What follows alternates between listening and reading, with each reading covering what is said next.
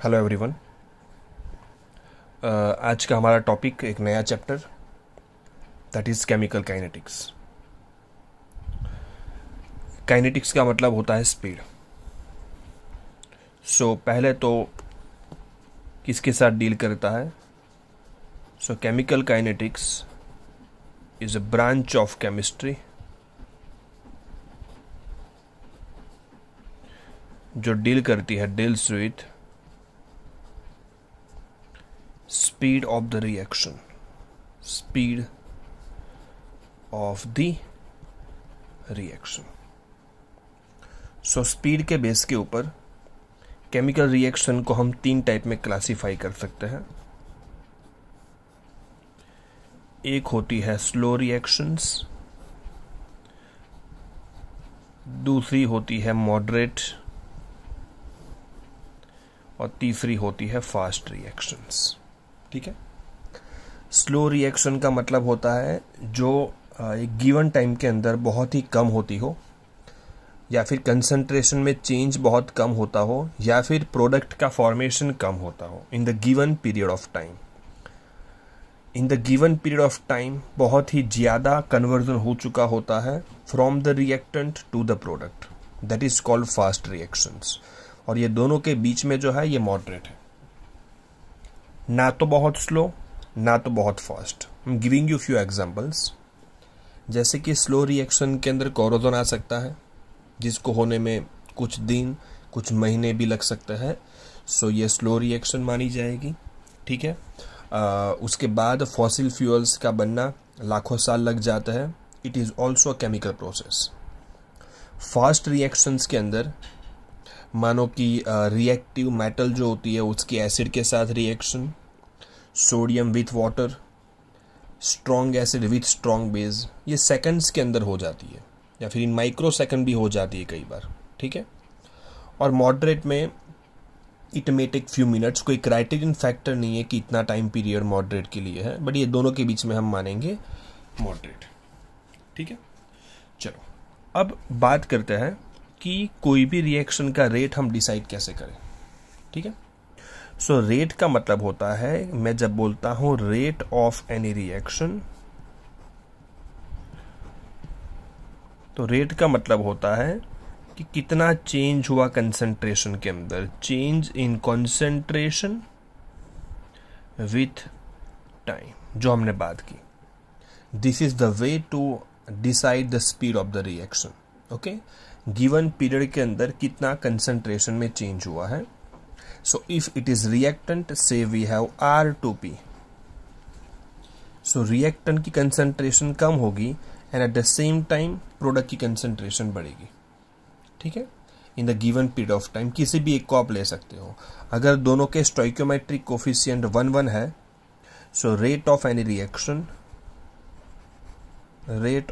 reaction is equals to change in concentration, concentration को square bracket में लिखा जाता है विथ चेंज इन टाइम, या फिर change in concentration of product with change in time. ठीक है। स्टोइकियोमेट्रिक कोफिशिएंट दोनों के 1 है तो ये दोनों इक्वल होने वाला है, क्योंकि ये डिक्रीज होगा तो आगे माइनस लिखूंगा, और प्रोडक्ट तो पहले होगी नहीं, फॉर्मेशन होगा तो प्लस करेंगे। ठीक है। आई डिडंट से कि इसका डिक्रीमेंट और इसका इंक्रीमेंट सेम होता है, क्योंकि यहाँ पर स्टोइकियोमेट्रिक कोफिशिएंट 1 है, तो अगर ये 1 मोल कम होता है तो ये 1 मोल बनेगा। हर जगह ऐसा हो जरूरी नहीं है। मैं एक और एग्जांपल लेके आपको बताता हूँ। जैसे कि हमारे पास ऐसा है कि N2 + 3H2 it gives 2NH3, ऐसा है। ये दोनों यहां पर रिएक्टेंट्स है और ये प्रोडक्ट है, तो ना तो ये दोनों का डिक्रीमेंट सेम है, ना तो इन दोनों का इसके साथ इंक्रीमेंट सेम है। ये अगर 1 मोल कम होता है तो इसके 1 मोल के साथ रिएक्शन करने के लिए इसके एट अ टाइम 3 मोल्स की जरूरत पड़ेगी, जबकि ये 2 मोल का फॉर्मेशन करेगा। ये तीनों का concentration में change in given period of time is not equal, same नहीं है। 1 मोल यूज होगा तो ये 3 मोल चाहिए और ये 2 मोल का फॉर्मेशन होगा। सो सीधी सी बात है कि टू मेक देम इक्वल, अगर मुझे इक्वल करना है तो ये इससे ये 3 गुना कम होता है, तो इक्वल करने के लिए उसी के स्टोइकोमेट्रिक कोफिशिएंट से उसको डिवाइड कर दे। ठीक है, 3 गुना है तो डिवाइड बाई 3 करूंगा, 2 गुना है तो डिवाइड बाई 2 करूंगा। तो फिर हम रेट को ऐसे लिखेंगे कि rate of reaction is equals to minus का मतलब होता है कम होना, dN2 by dt is equals to -1/3 to make them, now they are equal, otherwise change in concentration of nitrogen is not equals to change in concentration of hydrogen, because change in concentration of hydrogen is 3 times 3 गुना है than the change in concentration of nitrogen. So to make them equal I have to divide it by 3. dH2 by dt is equals to, ये plus हो जाएगा, plus half D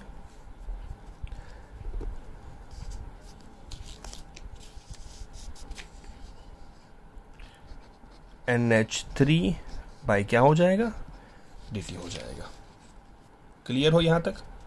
ठीक है, चलो अब basically rate जो है वो है change in concentration with time. So if we talk about unit, अगर इसके यूनिट की बात करें तो कॉन्सेंट्रेशन का यूनिट क्या होता है, मोल पर लीटर। सो यूनिट है मोल पर लीटर डिवाइडेड बाय टाइम का यूनिट होता है सेकंड या मिनट। ठीक है, डिपेंड करता है, मैं यहाँ पर सेकंड लिखता हूँ, सेकंड। सो यूनिट हो जाएगा मोल पर लीटर पर सेकंड, और अगर गैसियस रिएक्टेंट या प्रोडक्ट है तो मोल पर लीटर की जगह पे होता है एटमॉस्फेयर पर second. So these two are units of rate of reaction. ठीक है, अब रेट ऑफ रिएक्शन को रिप्रेजेंट करने के अलग अलग तरीके भी होता है, जैसे कि इंस्टेंटेनियस होता है, एवरेज होता है, ये सब अलग अलग तरीके होते हैं। ठीक है, सो अगर मैं एक आपको प्लॉट बताऊं पहले, this is a plot of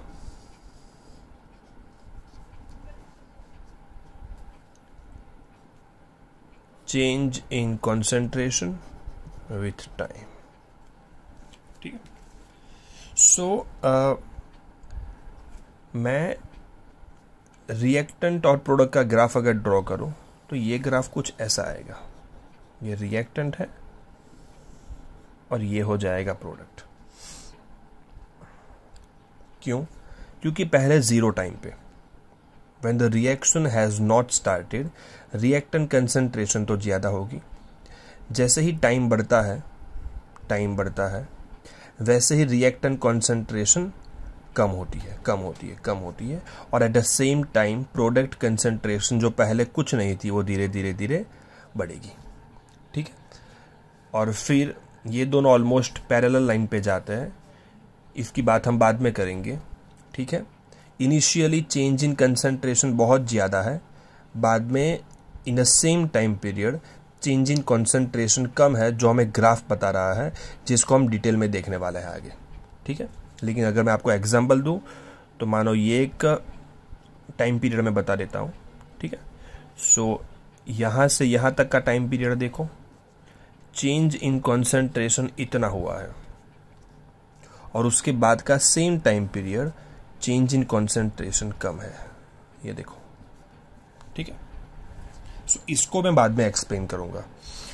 ये इतना तो बता ही देता है कि इनिशियली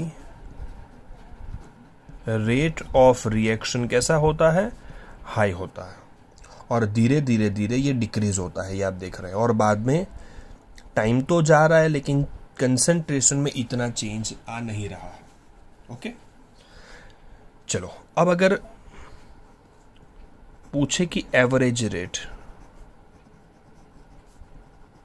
तो सिंपल वर्ड है ये एवरेज, ठीक है। ये एक रफ वैल्यू आपको बताता है total change in concentration by total time taken for that। दूसरा एक होता है इंस्टेंटेनियस रेट। ये एक पर्टिकुलर टाइम के ऊपर होता है। इंस्टेंटेनियस रेट मतलब कोई भी एक पर्टिकुलर, मानो कि आपको ये टाइम के ऊपर रेट जानना है तो वो टाइम पे आपको टेंजेंट ड्रॉ करना पड़ेगा और हम स्लोप की वैल्यू निकालेंगे, ठीक है, AB by BC। So you will get a rate at that particular moment, that's called instantaneous rate। Got it? तो ये कुछ टर्म्स जो हमें पता होने चाहिए। रेट का मतलब सबसे पहले तो it is change in the concentration with time, ठीक है। इंस्टेंटेनियस रेट, एवरेज रेट, एक जनरल रिएक्शन के लिए फॉर्मेट भी मैं लिख के देता हूं कि अगर हमारे पास एक जनरल फॉर्मेट है AA BB, it gives CC plus DD, जहां पर स्मॉल लेटर्स कोफिशिएंट है। तो इसके लिए अगर मुझे रेट लिखना है तो स्टोइकोमेट्रिक कोफिशिएंट से डिवाइड करते हैं, -1/A, change in concentration of A with time is equals to -1/B, change in concentration of B, change in time is equals to +1/C, change in concentration of C by change in time is equals to +1/D, change in concentration of D with time। ये एक general format हो गया। In short, while writing rate you need to divide by their own stoichiometric coefficients, ठीक है।